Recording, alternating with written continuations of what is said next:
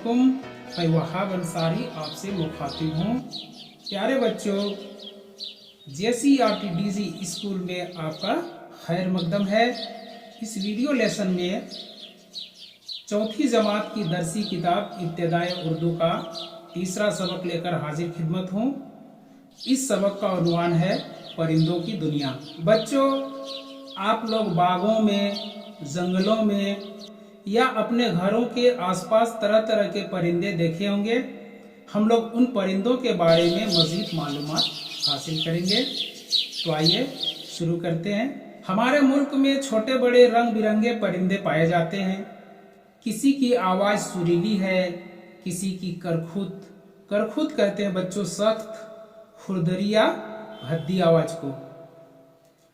कुछ परिंदे आसमान में बहुत ऊंचाई तक उड़ सकते हैं, जैसे उकाब, चील और कबूतर वगैरह। उकाब एक बड़ा परिंदा का नाम है उकाब। कुछ परिंदे मामूली ऊंचाई तक उड़ते हैं, जैसे तोता, मैना, लेकिन ज्यादातर परिंदे जमीन पर ही रहते हैं। बाज परिंदे यानी कुछ परिंदे पानी में बड़े मजे से तैरते हैं, जैसे बत्तख और मुर्गाबी। मुर्गाबी पानी में रहने वाला एक परिंदा है। आइए अब हम हिंदुस्तान के खास खास परिंदों के बारे में आपको बताएं। तो जैसा कि तस्वीर में आप लोग देख रहे हैं, मोर। तो मोर हमारा कौमी परिंदा है। मोर आमतौर पर 4 फीट लंबा होता है। इसकी गर्दन लंबी और छाती का रंग गहरा और चमकीला नीला होता है। बादलों को देखकर जब मोर अपने पंख फैलाकर खुशी से नाचने लगता है तो वह मंजर देखने से ताल्लुक रखता है। हिंदुस्तान के अलावा यह लंका और अफ्रीका में भी पाया जाता है, जो सफेद रंग का भी होता है। और इससे आगे हैं तोता, मैना। तो तोता मैना को लोग शौक से पालते हैं। यह दोनों परिंदे बोलना भी सीख लेते हैं और जुमले के जुमले रट लेते हैं। फिर इस सफाई से बोलते हैं कि हैरत होती है। तोता ज्यादातर हरे रंग का होता है। मैना का रंग काला और उसकी चोंच पीली होती है। तोते के बारे में यह बात मशहूर है कि उसे चाहे कितनी ही मोहब्बत से रखो, एक बार पिंजरे से निकल जाने के बाद वह कभी लौटकर नहीं आता। इसीलिए बेमरवत लोगों को तोता चश्म कहा जाता है। यानी तोते की तरह आंखें फेर लेने का मुहावरा भी इसी से बना है। तो तोता चश्म बेमरवत या बेवफा लोगों को कहते हैं। इससे आगे देखते हैं कबूतर। तो कबूतर के लिए तोते से अलग बात कही जाती है। यह लौट कर जरूर आता है। कबूतर को अमन की निशानी समझा जाता है। कबूतर कई रंग और नस्ल के होते हैं। कबूतर उन परिंदों में से हैं जो अमूमन झुंड में रहते हैं। एक साथ कई सारे कबूतर रहते हैं। इनकी आवाज गुटुरगू की तरह सुनाई देती है। पुराने जमाने में कबूतर से एक जगह से दूसरी जगह पैगाम पहुंचाने का काम भी लिया जाता था। और इससे आगे है मुर्गे और मुर्गियां। तो मुर्गे और मुर्गियां भी लोग घरों में पालते हैं। मुर्गा सुबह सवेरे बांग देता है। बांग यानी मुर्गे की आवाज को बांग कहते हैं। तो मुर्गा सुबह सवेरे बांग देता है और सुबह सवेरे हमें जगाता है। और आगे देखते हैं चकोर। चकोर एक खूबसूरत और सुरीली आवाज वाला परिंदा है जो नेपाल, पंजाब और अफगानिस्तान के पहाड़ी जंगलों में पाया जाता है। इसके बारे में एक बात मशहूर है कि यह चांद का इतना आशिक होता है कि टकटकी बांधे चांद को ही देखता रहता है। टकटकी बांधना यह एक मुहावरा है, यानी पलकें झपकाए बगैर लगातार देखते रहना।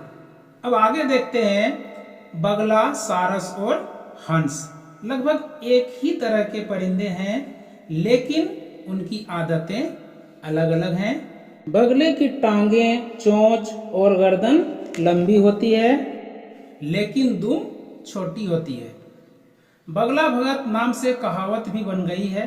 बगला भगत यानी बाहर से अच्छा और अंदर से बुरा, क्योंकि यह जाहिरी तौर पर सीधा सादा दिखाई देता है, लेकिन असल में यह मछली की ताक में खड़ा रहता है। सारस भी सफेद रंग का होता है, लेकिन इसके ऊपरी हिस्से में लाली चमकती रहती है। उड़ने से पहले उसे भी हवाई जहाज की तरह जमीन पर दौड़ना पड़ता है। हंस भी सफेद रंग का खूबसूरत परिंदा है, जो हमेशा जोड़े के साथ तालाब में रहता है। कहा जाता है कि वह मोती चुगता है, यानी मोती चुगना मतलब मोती खाना। कौवा और कोयल दोनों काले होते हैं। कौवा चालाकी के लिए और कोयल अपनी मीठी आवाज के लिए मशहूर है। जब आम के दरख्त पर बोर आता है, तब कोयल की कू कू सुनाई देती है। कौवा बड़ा होता है और कोयल छोटी होती है। तो बच्चों, परिंदे हमारे लिए बहुत फायदेमंद हैं। कुदरत ने उनका जिस्म ऐसा बनाया है जिससे वह आसानी से उड़ सकते हैं। यह छोटे छोटे कीड़े मकोड़े खाकर फसल की हिफाजत करते हैं। कुछ परिंदे मरे हुए जानवरों का गोश्त खाकर हवा को गंदा होने से बचाते हैं। उनमें गिद्ध सबसे अहम है। गिद्ध की उम्र बहुत तवील होती है, तवील मतलब लंबी होती है। अब उसकी नस्ल खत्म होती जा रही है। परिंदे अमूमन घोंसलों में रहते हैं। यह अपना घोंसला बनाने में बहुत मेहनत करते हैं। बाज चिड़ियां तो इतना खूबसूरत घोंसला बनाती हैं कि देखकर ताज्जुब होता है। घोंसले का एक एक तिनका ऐसी होशियारी से पिरोया हुआ होता है जैसे किसी कारीगर ने बनाया है। और उनमें सबसे ज्यादा कारीगरी से बनाया हुआ घोंसला बया का होता है, जो बहुत छोटा परिंदा होता है। एक दरख्त पर तरह तरह के परिंदे होते हैं।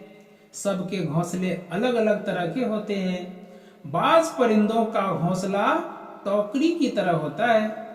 ऐसे भी परिंदे हैं जो अपनी लंबी चोंच से दरख्त के तने में सुराख करके अपना घर बनाते हैं।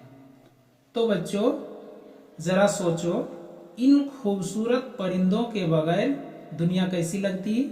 नाचता मोर, कूकती कोयल, बोलते तोता मैना, पानी में तैरती बतखें, हवा में ऊंचे उड़ते कबूतर और चहकती चिड़ियां देखकर कितना लुत्फ आता है। परिंदे हमारे माहौल को भी खुशगवार बनाते हैं।